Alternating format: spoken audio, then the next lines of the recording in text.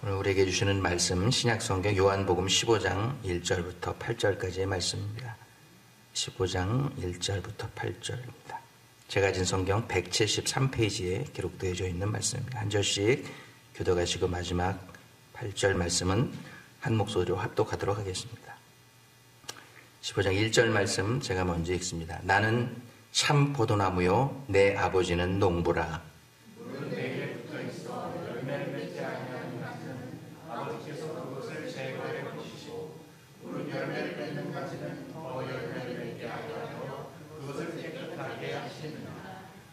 너희는 내가 일러준 말로 이미 깨끗하여졌으니 내 안에 거하라. 나도 너희 안에 거하리라. 가지가 포도나무에 붙어있지 아니하면 스스로 열매를 맺을 수 없음 같이 너희도 내 안에 있지 아니하면 그러하리라. 나는 포도나무요 너희는 가지라. 그가 내 안에 내가 그 안에 거하면 사람이 열매를 많이 맺나니 나를 떠나서는 너희가 아무것도 할 수 없음이라. 사람이 내 안에 거하지 아니하면 가지처럼 밖에 버려져 나르나니 사람들이 그것을 모아다가 물에 던져 사르느니라. 너희가 내 안에 거하고 내 말이 너희 안에 거하면 무엇이든지 원하는 대로 구하라. 그리하면 이루리라. 너희가 열매를 많이 맺으면 내 아버지께서 영광을 받으실 것이요 너희는 내 제자가 되리라. 아멘. 이것은 하나님의 말씀입니다.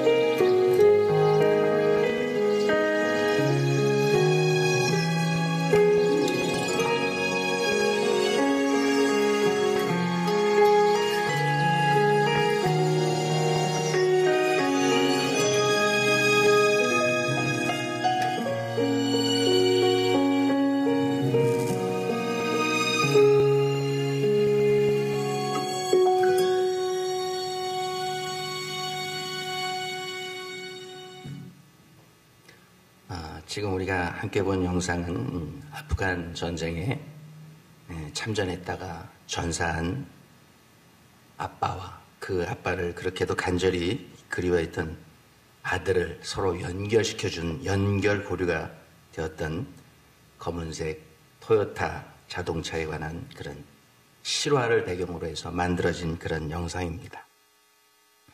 저는 오늘 2025년 새 두 번째 주일을 맞아서 하나님께서 저와 여러분에게 주시는 오늘 성경의 말씀을 통해서 우리는 과연 주님과 잘 연결되어서 살아가고 있는지, 아니면 단절되어서 살아가고 있는지, 또 연결되어 있다고 하면 어떻게 연결되어서 살아가고 있는지, 우리 신앙을 말씀을 통해서 한번 다시 살펴보기를 원합니다. 연결고리, connected link, 연결고리 하니까 생각나는 이야기가 있습니다. 매년 추수감사주를, 땡스기빙 데이는 저희 가족들에게 있어서 다른 가족들보다 조금 더 큰 그 셀러브레이션 데이입니다. 왜냐하면은 추수감사절에 잔치를 벌이기도 하지만 추수감사절 전날하고 또 추수감사절 바로 다음이 저희 집사람 생일도 있고 또 막내딸 생일이 추수감사절 앞뒤에 이렇게 겹쳐져 있기 때문에 그렇습니다. 그래서 어떤 선물을 살까 하다가 얼마 전에 제 막내딸이 타던 차가 마일리지도 너무 많고 또 에미션 테스트를 3번 갔는데 통과를 못 해가지고 그냥 차를 처분해야 되는 상황이 돼서 이참에 중고차를 좀 하나 괜찮은 걸 구입해서 땡스기빙 선물 겸 또 그 생일 선물 겸 이렇게 줘야 되겠다는 생각을 가지고 차를 사가지고 깨끗하게 닦아가지고 세차하고 타이어에다 기름도 바르고 깨끗하게 해서 땡스기빙 날 막내딸이 와서 이렇게 저녁 같이 먹을 때 키하고 딱 줬어요. 그랬더니 This is my best birthday gift, thank you 뭐 그러면서 뽀뽀를 하고 그냥 막 너무너무 좋아하는 거예요. 자기 인생에 있어서 최고의 생일 선물이래요. 그러면서 얼마나 좋아했는지 몰라요. 그래서 이제 땡스기빙 파티를 마치고 또 차를 가고 아빠 땡큐 그러면서 손을 흔들고 이제 시카고의 로건 스퀘어에 살고 있는데 그 아파트에 차를 가지고 갔습니다. 그런데 다음날 아침에 전화가 왔어요. 아빠 차에서 땡크 소리가 나요. 그래가지고 야 왜 그러니까 몰라요.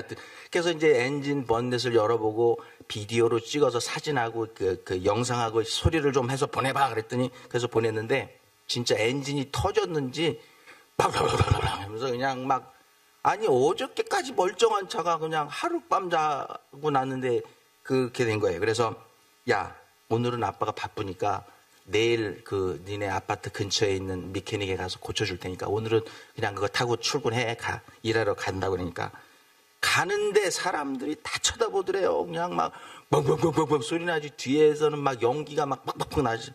그냥 창피해서 죽는 줄 알았대. 하루는 그래. 그 다음 날은 이제 안 갖고 간대. 그래서 다음 날 가서 뭐가 문제인지 확인을 해보니까 그 차를 가지고 간 날 밤에 도둑놈이 와서 차 밑에 들어가서 카탈리틱 컨버터라고 있어요. 이게 뭐냐면 엔진하고 머플러 사이를 연결해주는 여기 사진 한번 보여줘 보세요. 다음 사진 나오는 이게 카탈리틱 컨버터라고 하는 건데 이게 매연을 정화시켜주는 그 파트인데 요 안에 백금이 들어있대. 백금 부트. 그래갖고 이거를 하여튼 시카고에 사는 사람들은 많이 오영택 목사님 아들도 밥 먹고 나왔는데 이거 뜯어 갖고 갔대요. 이걸 갖고 와가지고 차 팔아버렸잖아요. 이 얼마나 비싼지 몰라요. 그래가지고 이 파트를 이제 막 정말 시카고는 살 데가 못 되는구나 그런 생각. 밤새 안녕해요.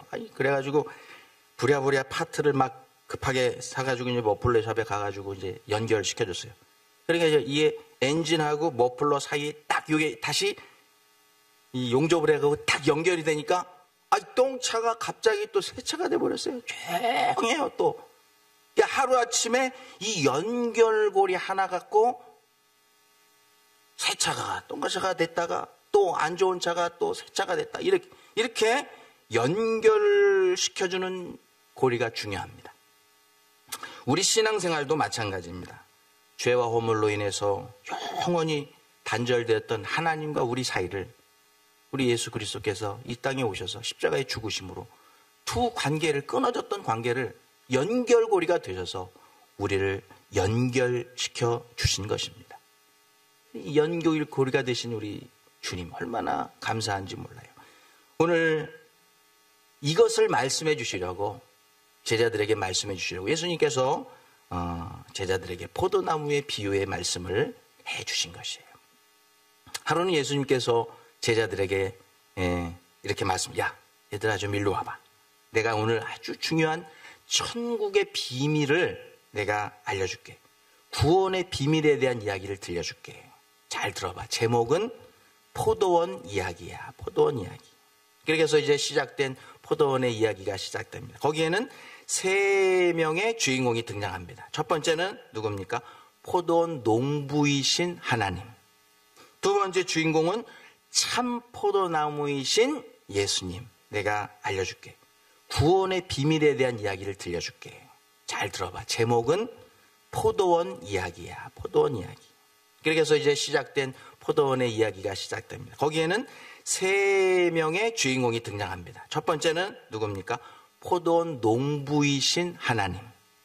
두 번째 주인공은 참 포도나무이신 예수님. 내가 햇빛과 비를 내려주십니다.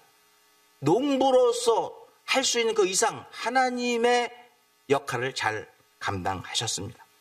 포도나무이신 예수님. 포도나무 가지에게 줄 수 있는 모든 것을 이 줄기이신 예수님이 다 주셨어요. 마지막 물 한 방울, 피 한 방울 남기지 않으시고 십자가에서 우리를 위해서 다 쏟으셨던 그 주님의 사랑처럼 이 포도나무 줄기이신 예수님, 참 포도나무이신 주님은 이 가지에게 모든 것을 다 주십니다. 이 배역을 아주 잘 감당하셨어요. 그런데 포도나무 가지의 배역을 맡은 우리들이 문제였습니다. 그 포도나무 가지에 그냥 참 포도나무를 심었으니까 참 포도나무를 맺으면 되는데 그걸 못 맺는 거예요. 이 배역을 감당을 못하는 거예요. 그러니까 이 무대에 올라가서 배우가 그 배역을 잘 감당 못하면 끌어내서 야 너 그만해 하는 것처럼 끌어내서 가지를 잘라서 불타는 웅덩이에 던져 넣으셨다는 이야기가 오늘 포도나무 가지 비유의 전체적인 줄거리입니다. 그런데 예수님께서 해주신 이 포도원 이야기의 천국 비유 이야기의 배경 속에는 우리가 오늘 읽은 성경에는 우리가 찾아볼 수 없지만 아주 중요한 음악 하나가 그 배경음악에 깔립니다. 여러분 드라마를 보면 OST, 영화에 보면 영화 음악 이게 어떤 그 배경에 깔리잖아요. 마치 OST가 깔리듯 한 노래가 깔려서 흐르는 것이 있는데 그것이 뭐냐면 바로 이스라엘 사람들이라고 하면은 모두가 다 잘 아는 포도원의 노래라고 하는 그런 노래입니다. 포도원의 노래. 우리 한국 사람들에게 한국을 대표하는 노래 그럼 뭐예요? 아리랑이에요. 아리랑. 십리도 못 가서 발병 난다. 가지 말라고 그래. 근데 이제 이 아리랑의 마지막 결론은 떠났다는 거잖아요. 슬퍼요. 이 아리랑이 한국을 대표하는 노래라고 하면 이 포도원의 노래라고 하는 것이 이스라엘 사람들을 대표하는 노래예요. 아리랑 연가와 같이 이 포도원의 노래도 슬픈 연가예요. 그래서 이 포도원의 노래, 이 포도원 이야기를 하면 이스라엘 사람들의 이 정서 가운데는 이 노래가 쫙 흐릅니다. 이스라엘 백성들 하나님께서 참 포도나무라고 생각했던 이스라엘 백성들을 심으셨잖아요.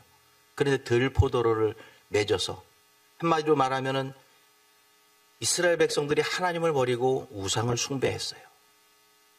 바알과 아세라를 섬기고. 그래서 참 포도나무 맺기를 원했는데 들포도나무를 맺은 거에 대해서 하나님이 후회하십니다. 슬퍼하십니다. 그래서 이스라엘 백성들을 버리셨어요. 그래갖고 이스라엘 백성들이 바벨론 포로가 돼갖고 75년 동안 바벨론에 가서 종살이를 합니다. 그 바벨론 강가에 가서 그 사람들이 불렀던 슬픈 아리랑과 같은 연가가 이 포도원의 노래예요. 이스라엘 사람. 가사를 어디서 따왔냐면 이스라엘 사람들이 가장 좋아하는 선지서 이사야 선지서, 이사야서. 그래서 모든 선지서 중에서 가장 앞에 둔 이 이사야서 5장에 나오는 그 말씀을 가지고 가사를 붙여서 불렀어요. 찾아보니까 제가 포도원의 노래 가사를 제가 한번 읽어드립니다.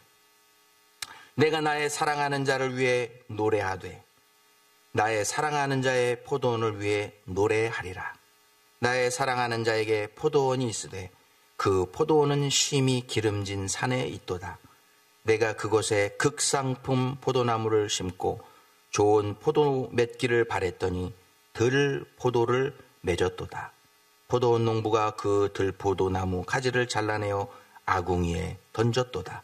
이제 다시는 여호와께서 그 포도원에 비를 내리지 아니하시도다. 이게 이스라엘 사람들이 다 아는 포도원 노래의 가사예요. 마음 아픈 역사적인 경험이죠. 역사적으로 실제로 있었던 그 사건을 가사로 담아서 그들의 슬픈 마음, 그들의 아팠던 역사를 표현한 것입니다. 그리고 오늘 예수님께서 이 포도원의 이야기를 하시는데 또 로마 제국의 식민지가 돼서 살고 있는 이스라엘 사람들이 하나님이 정말 이스라엘을 영원히 버리셨구나. 이 노래를 부르시면서 자기들이 버림받은 것에 대한 아픔과 슬픔을 노래하고 있었습니다. 이러한 정서가 쫙 깔리는 상태에서 예수님께서 포도원의 이야기를 다시 제자들에게 해 주시는 것입니다. 그런데 똑같은 얘기가 아니에요. 예수님께서 너희가 알고 있는 포도원의 노래, 너희가 불러왔던 포도원의 노래가 아닌 전혀 다른 가사 내용, 이 가사를 작사하시는 우리 하나님께서 마지막 가사를 바꾸셨어. 새 포도원의 노래를 너네들이 부르게 해주실 거야 하면서 그 최종회, 이 드라마 최종회의 스토리를 제자들에게 말씀해 주시는 거예요. 그래서 슬픈 이스라엘의 아리랑격인 이 포도원의 노래 바뀐 스토리가 뭔지 제자들이 귀를 기울여서 예수님의 말씀을 듣기 시작했습니다. 도대체 어떻게 뭐가 바뀐다는 거야 하고 흥미진진하게 예수님의 말씀을 듣기 시작합니다. 예수님께서 하신 말씀은 영원히 단절되었던, 영원히 버림받았던 이스라엘이 아니라 이제는 하나님의 은혜를 다시 입어서 예수 그리스도께서 연결고리가 되셔서 너희가 다시 한번 찬스를 얻게 될 거야.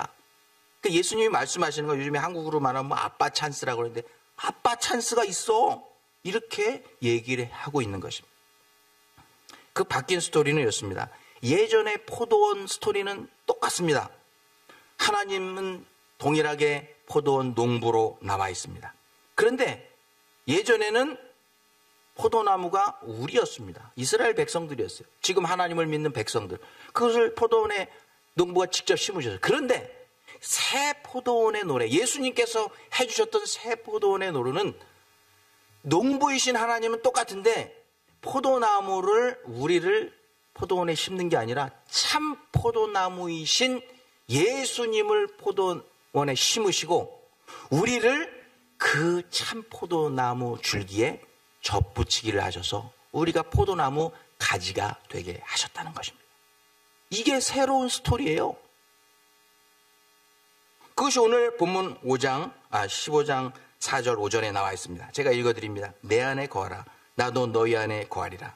나는 포도나무요 너희는 가지니 저가 내 안에 내가 저 안에 있으면 이 사람은 과실을 많이 맺으리라. 전에는 이 중간 역할을 하셨던 예수님이 없었어요. 하나님이 직접 포도나무인 이스라엘을, 포도나무인 우리를 포도원에 심으셨는데 이제는 예수님을 심고 그리고 우리를 포도나무 가지로 만들어 주셨다고 하는 것입니다. 이제는 옛날의 스토리하고 다른 스토리의 주인공들이 되게 우리를 불러주셨다는 것입니다.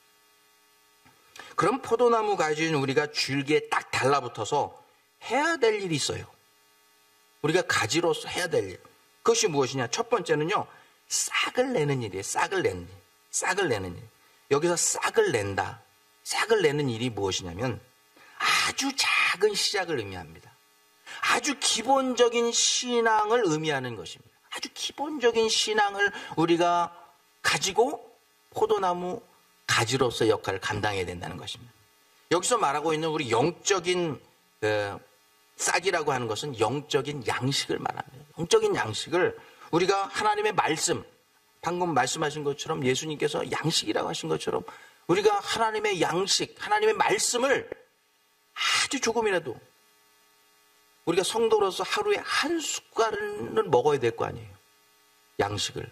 한 끼는 먹어야 될 거 아니에요. 아니면 삼시세끼를 먹어야 우리가 포도나무 줄기이신 예수님께 딱 붙어일 수 있는 거예요. 연결될 수 있는 거예요. 그렇지 않으면 안 먹으면 많아서 죽게 되는 것이고 아궁이에 더 던짐받게 되는 것입니다. 하루에 성경 한 장.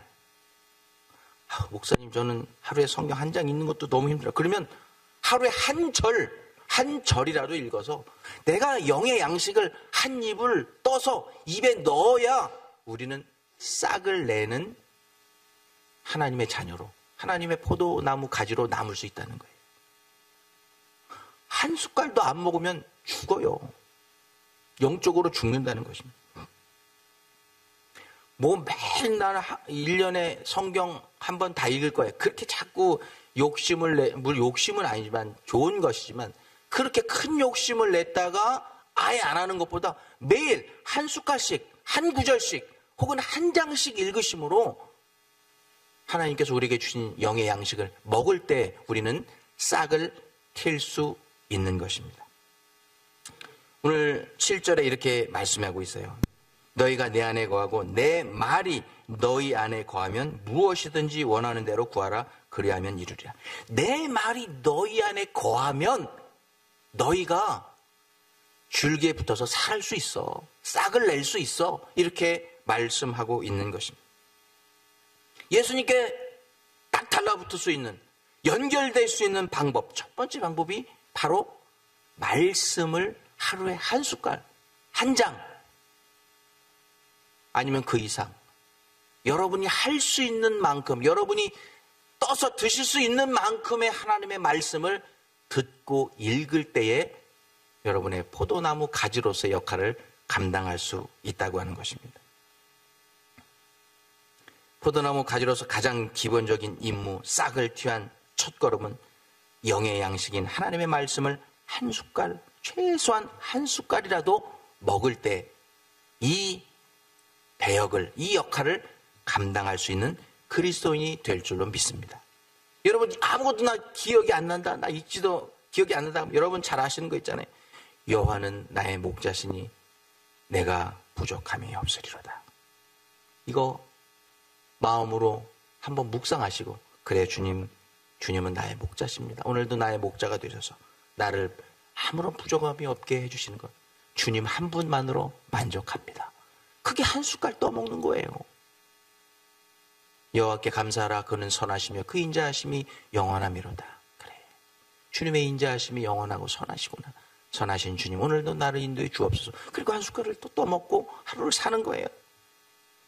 아주 작은 양분이라도, 아주 조금의 양이라고 할지라도 그것을 매일매일 떠먹을 때만 우리는 포도나무 가지에서 싹을 틔울 수 있는 줄로 믿습니다. 간절히 바라기는 올 2025년 새해에는 많은 여러분 결심이 있을 수 있지만 매일 비타민, 종합, 영양제 이런 것만 챙겨 드시지 말고 하나님이 우리에게 주신 말씀 하나를, 한 숟갈, 한 절, 한 장 챙겨서 여러분의 영혼의 숟갈로 드심으로 인해서 여러분의 가지에서 싹이 트는 놀라운 2025년 한 해가 되시기를 주님의 이름으로 축원합니다. 두 번째 우리가 해야 될 일은 잎을 내는 것입니다. 싹이 텄어요. 하루에 딱 10분, 아니 1분이라도 우리가 기도해야 합니다. 기도는 뭐예요? 영적인 호흡입니다. 말씀은 영적인 양식이고 기도는 영적인 호흡입니다. 포도나무 가지에서 싹이 나가지고 이렇게 막 자라려고 하는데 산소 공급이 안 돼 봐요. 그러면 그 포도나무가 다 말라 죽는 거잖아요. 그런데 일정하게 산소 공급이 돼서 시간이 지나면 쫙 그 잎사귀가 커서 광합성을 일으켜서 결국은 열매를 맺고 하나님께 기쁨을 드리는 것처럼 우리가 기도할 때 하루에 1분이라도 10분이라도 여러분 시간이 허락되는 대로 매일매일 기도할 때 우리 포도나무 가지에서 그 잎사귀는 점점 커지고 넓혀져 가는 줄 믿습니다. 여러분, 기도를 시작할 때 맨 처음에 내가 막 너무 욕심을 부리고 시작하면 기도가 계속되지 못해요. 매일매일 여러분 아침에 눈을 뜨고 눈 떴을 때 하나님, 저는 요즘에 눈 뜨면 첫 번째 하는 기도가 그거예요. 하나님, 오늘도 하나님을 아버지라고 부르고 하나님을 믿을 수 있는 믿음의 자녀로 눈을 뜨게 해주신 것을 감사합니다. 이렇게 하고 하루를 시작합니다. 여러분 어떤 기도를 하시면서 하루를 보내시길 원해요? 많은 기도 하실 수 있고 또 깊은 기도, 그러나 매일매일 산소를 공급해서 여러분의 포도나무 가지에 잎사귀를 넓혀 가셔야 됩니다. 그래야 여러분 기도가 점점 깊어지고 그리고 기도의 내용이 넓어지는 것을 여러분 경험할 수 있는 것입니다. 간절히 바라기는 2025년 새해에는 하루에 1분도 좋고 5분도 좋고 매일매일 영혼의 숨을 좀 쉬시길 바랍니다. 그래서 여러분의 포도나무 가지에서 나온 잎사귀를 점점 넓혀 가시고 더 많은 광합성을 일으키셔 가지고 여러분의 영혼이 풍성하게 되는 은혜가 있기를 주님의 이름으로 축원합니다.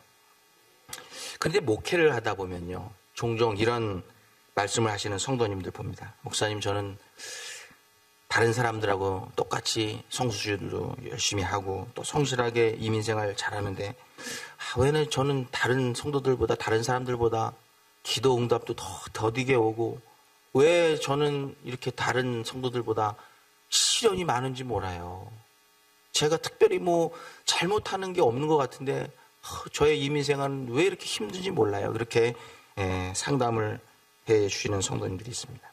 그럼 저는 그런 말씀을 들을 때마다 이 이야기를 해줍니다. 제가 경험했던 이야기인데, 제가 필리핀에서 원주민 선교할 때 살았던 도시가 마닐라에서 1시간 정도 떨어진 다스마니냐스 까비떼라고 하는 지역인데, 그 다스마니냐스 까비떼 바로 옆에 있는 마을이 라스피냐스라고 하는 마을인데, 그 마을에 아주 유명한 교회가 있어요. 라스피냐스 처치에 보면 뱀부 오르간, 파이프 오르간이 거기 있어요. 대나무, 큰 대나무로 파이프 오르간을 만들었어요. 그래가지고 이 크리스마스 때가 되면 이 뱀부 파이프 오르간 콘서트가 있습니다. 그러면은 그때가 되면은 이 필리핀의 전 각주에서 막 티켓을 사갖고 오고 또 여행 중인 세계에서 여행 온 사람들도 그 티켓을 사서 오르니까 발 디딜 틈이 없어요. 이 큰 파이프 오르간만 하는 게 아니라 아주 12가지 종류의 피리를 만들어가지고 피리 콘서트하고 같이 하는데 기가 막힙니다. 제가 여태까지 봤던 콘서트 중에 여러 콘서트를 봤는데 이 라스피냐스 처치에 있는 뱀부 오르간, 파이프 오르간 콘서트가 제가 그동안 경험했던 것 중에 최고예요. 왜 그러냐면 이 파이프 오르간, 뱀부 파이프 오르간 그 소리 안에 이 필리핀 사람들이 자그마치 333년 동안 스페인의 통치를 받았어요. 우리나라는 36년 받았는데도 한이 어려 있는데 필리핀 사람들은요 333년 동안 통치를 받았어요. 우리 한국의 100배를 더 통치를 받은 거예요. 그 한이 오죽하겠어요. 그 한이 담긴 뱀부 오르간 파이프 연주를 하는데 그것을 느낄 수 있어요. 필리핀 사람들의 한을 느낄 수 있어요. 특별히 대나무가 내는 소리는 일반 금속 파이프가 오르간이 내는 소리하고는 완전히 다릅니다. 왜냐하면 이 대나무와 대나무 사이에 나 있는 연결마디가 있잖아요. 여기 스크린에 보면 연결마디가 있잖아요. 이 대나무에만 있잖아요. 이 연결마디가 있는데 그것 때문에 오히려 더 슬픈 소리, 더 구슬픈 소리, 더 깊이 있는 소리, 더 웅장한 소리를 낼 수 있기 때문이라고 합니다. 그러면 왜 대나무에만 이 마디가 있냐? 찾아보니까요, 제가 참 신비한 비밀이 거기에 감춰져 있더라고요. 이 대나무는요, 금방금방 자랍니다. 필리핀에 어디 가든지. 제일 잘 자라는 나무 중에 하나가 대나무인데, 자라다가요, 어떤 시련을 만나면 성장을 딱 멈추고, 딱 그 촘촘하게 마디를 만들어요. 쭉쭉쭉쭉 자라다가 시련을 만나면 딱 이 마디를 만들어요. 그러다가 시련이 지나가면 또 쫙 올라갑니다. 그러다가 시련을 만나면 또 마디를 만들어서 잠깐 쉽니다. 이 중간중간 대나무 마디 이 시련이라고 하는 마디가 있어서 그런 아름다운 음료를 낼 수 있는 것이라는 거예요. 이와 같이 여러분 이민생활하고 또 신앙생활할 때 여러분이 이해하기 힘든 어려운 시련과 난관 중에 봉착하게 되면 여러분이 대나무가 주는 교훈을 생각하시기 바랍니다. 여러분이 잘 나가다가 어떤 어려움을 만나요. 그럼 포기하지 마시고 대나무 마디, 이 연결고리, 대나무와 대나무를 연결시켜주는 이 연결고리가 더 튼튼하게 대나무를 이끌어준 것처럼 그 시련이 여러분을 온전히 연단시켜서 더욱더 하나님의 귀한 일꾼으로 사용하시기 위해서 우리에게 연단이 있다는 것을 기억하셔야 돼요. 조금 겉보기에는 흉해 보이더라도, 안 좋아 보이더라도 그 시련의 마디는 하나님께 더 멋지고 더 깊고 더 아름답고 더 웅장한 그런 찬양을 부를 수 있게 하는 하나님의 찬양의 도구가 되게 하시려고 우리에게 시련을 주시는 줄로 믿습니다. 그리고 그것을 이겨나갈 때 대나무가 그 강직하게 뻗어난 것처럼 여러분도 하나님을 향해서 믿음을 향해서 구원을 향해서 강직하게 뻗어나갈 수 있는 것입니다. 사랑하는 성도 여러분, 혹시 2025년 한 해 새해를 맞이하시면서 여러분이 많이 걱정되시고 새해를 맞이하시는 것이 부담되십니까? 실제로 각종 경제지수를 보면요, 올 2025년은 미국 역사상 가장 경제 대공황의 해가 될 것이라고 말합니다. 특별히 새로 취임하는 트럼프 대통령은 15%에서 20%, 25%까지 관세를 먹일 것이다. 보호무역주의로 갈 것이다. 그래서 전 세계가 긴장하고 있잖아요. 한국은 더 긴장하고 있고요. 그래가지고 관세를 좀 낮춰달라고 캐나다 총리가 트럼프 대통령 취임도 안 했는데 지지난주에 가서 만나갖고 우리 캐나다는 좀 예외로 해주세요. 관세를 좀 낮춰주세요. 그랬는데 노 그랬잖아요. 그랬더니 캐나다의 앞으로 경제의 미래가 보이니까 어저께 그만둬 버렸어요. 나 총리 못하겠다. 이 관세 장벽을 못 넘겠다. 트럼프 대통령을 지지하든 또 반대하든 그분의 예측할 수 없는 행동에 모든 사람들이 염려를 하고 있습니다. 특별히 한인 이민자들이 운영하는 기업들은 더욱더 힘을 잃어가고 있습니다. 미주에 있는 한인 교회들은 하루가 멀다 하고 문을 닫아가고 있습니다. 이민 1세자들은 점점 많이 돌아가시고 2세들은 급속히 교회에서 빠져나가고 있습니다. 이런 경제적인 대공황이 우리를 기다리고 있고 이러한 신앙적인 대공황이 한인 이민교회인 우리들을 기다리고 있습니다. 이런 때 주님은 우리들에게 말씀하고 계세요. 사랑하는 내 자녀들아, 염려하지 말아라.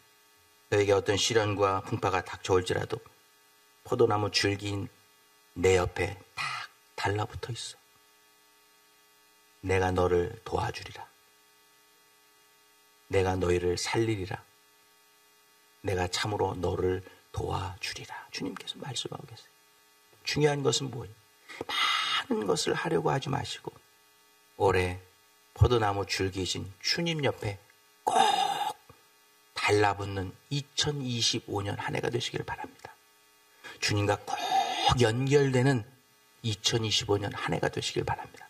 그러면 주님이 여러분의 싹을 트게 해주시고 여러분 가지에서 잎이 나게 하시고 열매 맺게 하셔서 그 열매를 통해서 하나님께 영광을 돌릴 수 있도록 여러분을 사용하실 줄 믿습니다.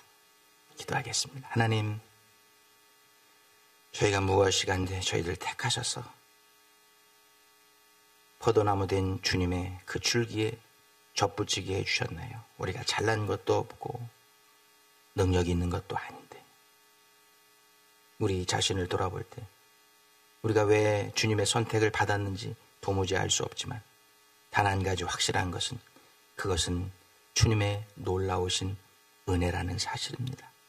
하나님 아버지, 그 은혜에 감사하면서 2025년 내가 살아가는 것이 아니라 주님이 살게 하시도록 우리를 맡겨드리고 주님 곁에 꼭 붙어서 주님과 꼭 연결되어서 우리 하나님이 바라시는 포도농부가 바라시는 그 싹을 내고 잎을 내고 참포도 극상품 포도를 내어서 하나님의 마음을 기쁘시게 해드릴 수 있는 올 2025년 한 해가 되게 하여 주시옵소서. 예수님의 이름으로 기도하옵나이다. 아멘.